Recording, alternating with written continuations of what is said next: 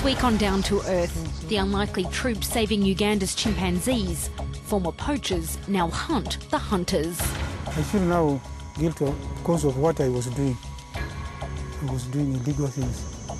Hundreds of chimpanzees have been mutilated by snares. How to convince poachers to repent?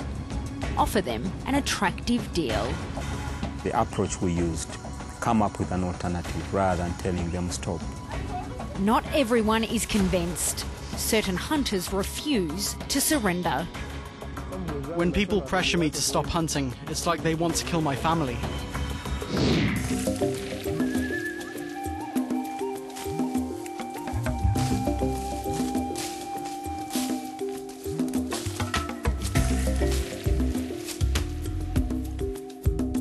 This week we're down to earth in Uganda on a morning hunt for snares scattered inside this, the country's largest tropical rainforest. The wire traps are the #1 danger for the hundreds of chimpanzees living here in Budongo. Today these men are protecting the animals, but not too long ago they were notorious poachers who hunted this forest themselves. We're deep in the Budongo forest. With us are members of what's known as the snare removal team, former poachers who've renounced their old ways. Today they scour the undergrowth for traps set by local hunters. Mostly, poachers do not set a snare for catching chimps. They set it for catching eatable animals. If we get a path of an animal, you can move deep inside and you check whether there is a snare there or not. You move slowly. There is nothing here. Azima Ofen used to be known as one of the best hunters in the region. He admits today the poachers are getting smarter, but he's still one step ahead. If a poacher sets his snare near, he can cut the back of a tree. If he sees that mark, that's when he can know that is a place where he has set his snare. The team circles the area where the tree has been marked. In less than a minute, they hone in on the target. It is here. Yes. That is a trap, a snare. This one can you catch a chimp when a chimp moves. Chimp moves, placing the arm like that. So, can be caught on the arm and start to struggle. And times being, it can cut this skin and enter. It is impossible for a chimp to get out. The number of snares being found has dropped from 40 a month to just 5. Each trap they find is noted, its location recorded via GPS. Fewer snares means fewer chimps injured, which is exactly why Fred Wabwetira employed Ofen back in 2002. We offered them a job to say, okay, since you know where to find the snares, for me, I've been working in this forest for the last 5 years. I've never found a single snare, but they find the snares. So that, to me, was a very good starting point that we are working with people who know exactly how hunting is done and therefore can be a very good addition to our team in terms of getting snares out. Today, Ofen and his colleagues earn the equivalent of €70 per month, an amount they could never have dreamed of as hunters. At the former time, when I started setting snare, I saw that it was good for me. It was assisting me.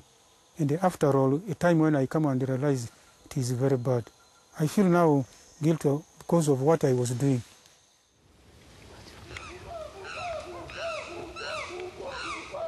Budongo Forest is home to as many as 800 chimpanzees.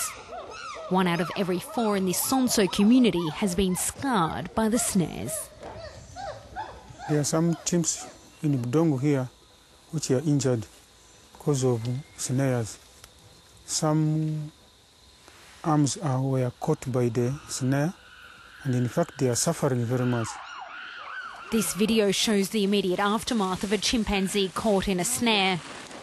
Veterinarians perform an emergency operation. This chimpanzee survives. Others can die from infection. At least in most cases, the damage is permanent. This chimpanzee has lost both its legs. This one here lives without a forearm. Each new injury is a blow to Ofen. If I see a chimp which are injured, I can't be proud, because it means my work which I'm doing, I'm not doing a proper work.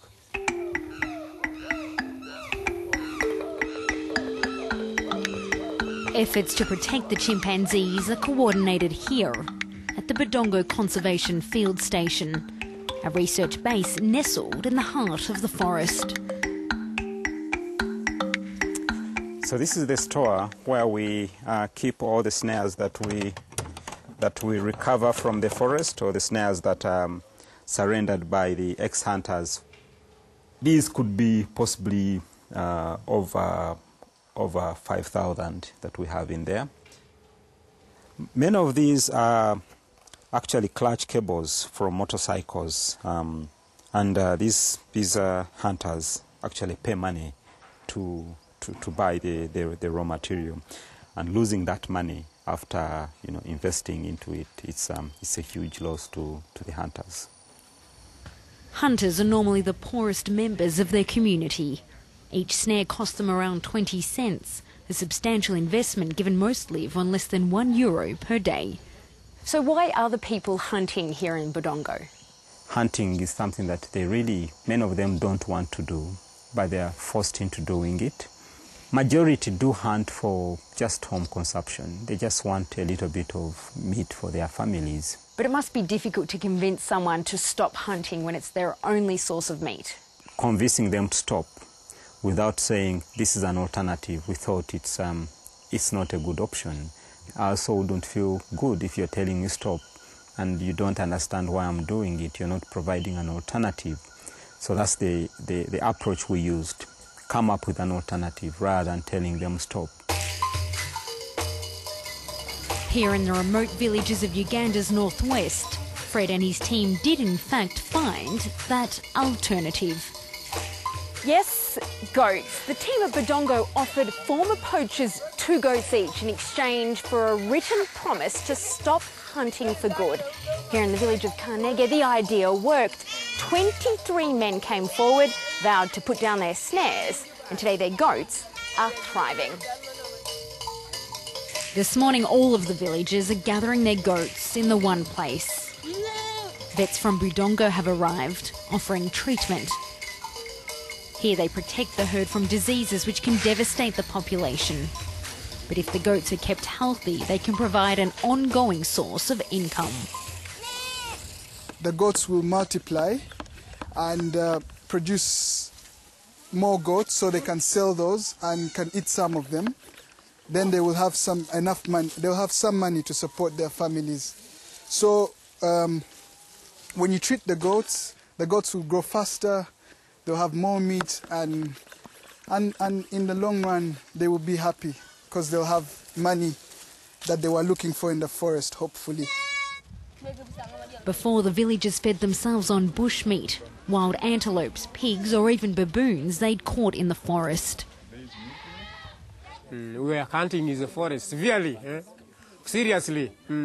We used to catch this animal, and sometimes by bad luck, chimpanzee can enter the traps. So this program came and tell us it is bad for us to enter in the forest to hunt. Another reason to give up hunting: eating bushmeat has serious health risks: tuberculosis, rabies and Ebola fever.